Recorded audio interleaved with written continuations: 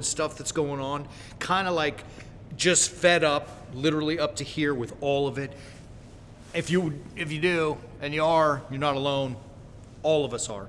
Whether people take COVID seriously or not, everyone's tired and fed up with it. It has become it really is a pandemic in every sense of the word. And I want to talk today in our Crucifixional live stream about the fear-mongering that's going with it. We talked about it yesterday, but today we're going to take it a little bit further because as warrior saints, we've got to start to look and think differently. Do you understand? That's the key. Mark my words. If you are really in the camp that COVID is so dangerous, or you are in the camp that COVID is not that big of a deal and there's a 99 whatever % recovery rate, I don't care. What I'm about to say applies to all of us. Here's the problem. In our world, everything has become dichotomous. Do you understand what I mean? Everything is cut in two. I was watching a great TV show on Netflix a few months ago. It's called Britannia. It's not really that great of a show, but it was fun and interesting, and it dealt with the time of the Roman conquest in Britannia, in England, about 140 AD. And in this show, there were a bunch of Druids, Saxons, all these warring tribes in the area that the Romans were coming into, and they were all fighting until the Romans came. And then they united. They had their, mystical powwow where they decided to come together. They painted their face, and then they went and attacked the Romans, forgive me. They united because they had a common enemy. Today, we don't have a common enemy. We have a split in the middle. And when there are a split in the middle and there's only two sides, who is the enemy? The other guy. Now, you think I'm wrong. I don't know. Talk about Democrat, Republican, black and white, gay and straight, male and female. Oh, Trump and Biden. Oh, COVID and masks and no masks. Oh, you want me to keep going? Vaccine and no vaccine? I could keep going. There's no unification of the tribes against a common enemy. They do that. The nine does that because they keep you dumb, they keep you stupid, and they keep you silent. You understand? And controllable. What I want us to look at today is, in spite of this mask, no mask, vaccine, no vaccine, COVID's good, COVID's bad type of thing, I want us as warrior saints to start thinking differently. And it begins for us to examine a text from St. Paul's epistle to the Hebrews. Now, this is a very complicated, some say liturgical text. I find it's beautiful, rich in what it's talking about. There is at the end of, all of chapter 11 is talking about faith in God. But as we get to the end of 11 and rolling into chapter 12, we hear about some Old Testament heroes, some Old Testament saints who really had to struggle and fight and grind to get through their challenges. He begins where we're going to begin today, I should say, in chapter 11, verse 29. By faith, the people, meaning the Israelites, the people of God, crossed the Red Sea as if on dry land. Like the sea parted, right? That's the story of Moses opening the sea. Like they put their faith in God and they conquered by walking through the middle of the sea it was dry land. Like, come on, man, that's insane. That just doesn't happen, right? You see the metaphor there that God parts the impossibility, controls the water so his people can go through.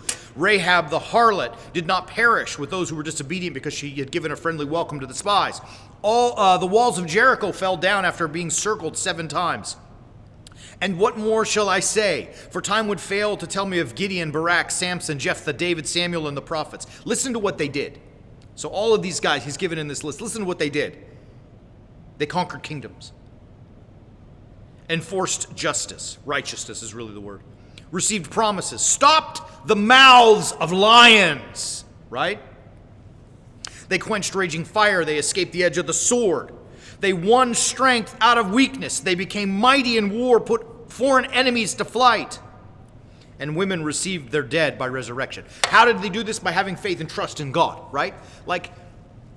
So the question put before us they went through all of this chaos. We're facing COVID, right?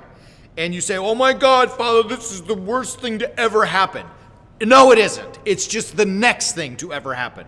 Do you understand what I'm saying? It's just the next it's the next part in a long line of challenges that people will have to face and overcome, or not. Listen to the rest of these verses. Here, we're going to throw these on your screen. Hebrews 11, 35 through 37. These are the heroes that God was talking about, and they were tortured, refusing to accept release. that they might rise again to a better life. Others suffered mocking, scourging, chains, imprisonment. They were stoned, meaning people threw rocks at their heads till they died. They were sawn in two. They were killed with the sword. They went about in skins of sheep and goats, destitute, afflicted, ill-treated, right? Like the list could go on and on of all the things that they had to endure. And yet, they didn't quit and they conquered because of their faith. That's the challenge put before you and I. I don't care about COVID, this, that, or the other. I don't care vaccine, no vaccine. That's for you to figure out. You decide what you want to do and do it. But stop the garbage and stop the BS of making excuses by using COVID. Oh, it's so bad. Oh, no, it's not that bad. Regardless, it's the thing that's in our face right now. Tomorrow, I promise you, there will be another. And yesterday, there was one before it. There will always be something that we have to challenge, a challenge that we have to struggle through. The point of it is, you can't use it as an excuse and quit on doing the right thing. And you hear this beautiful continuation. Listen how Paul sets this up for us. And all these, though well attested by their faith, they did not receive what is promised, since God had foreseen something better for us, that apart from us they should not be made perfect. And now he's saying that all of those people, those Old Testament heroes who did all that good stuff, they had to wait for you and I, meaning that today we're facing our own test, which we call COVID, or whatever you may want to call your personal test. Therefore, since we are surrounded by so great a cloud of witnesses, let us, listen, powerful, unbelievable, let us lay aside every weight and sin which clings so closely, and let us run with perseverance the race that is set before us, looking to Jesus, the pioneer and perfecter of our faith. Boom. Right? Like, okay, Samson had to fight lions.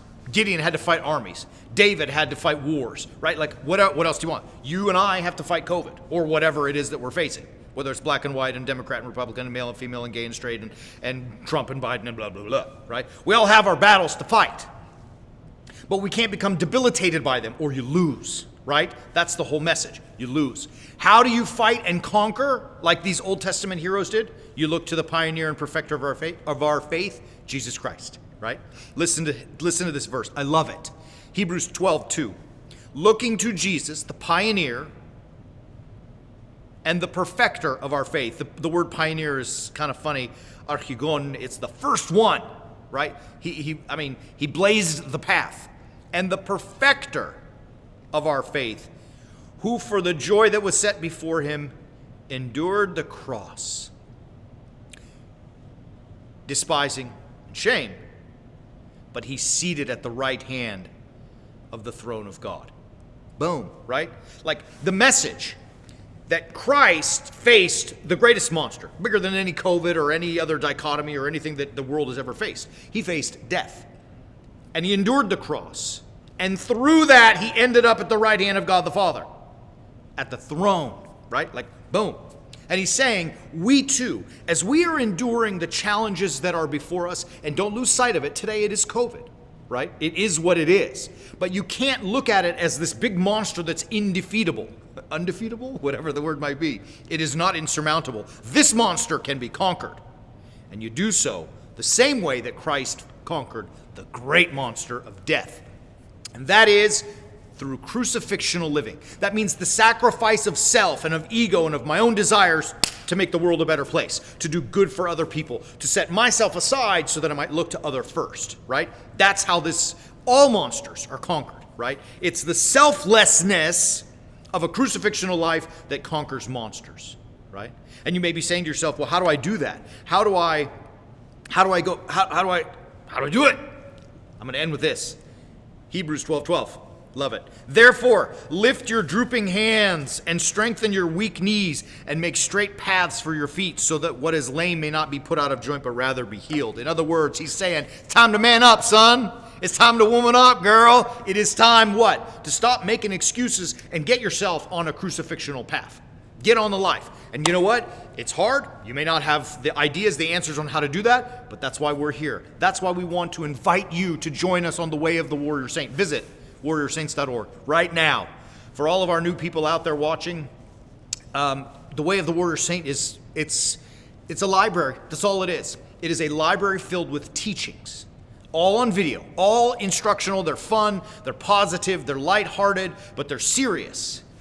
And they're tools to teach us how we can live that crucifixional life, that life of sacrifice for self, sacrifice of self for the sake of other, for the sake of success. How do you do that? You do it Christ's way. Well, I don't know what that means. That's why we're here to teach you. That's it. That's all we got. That's the best that we have to give, and we give you the best that we've got to give, 101% of it. And it's just fabulous stuff. When you sign up for the Way of the Warrior Saint, you have full, complete, total, unadulterated access to the library. That means you can watch all of the countless, and there's a gazillion of them, lessons. Not really a gazillion. What is a gazillion? Who knows? But there's a large number of them, right? There's a large group of lessons.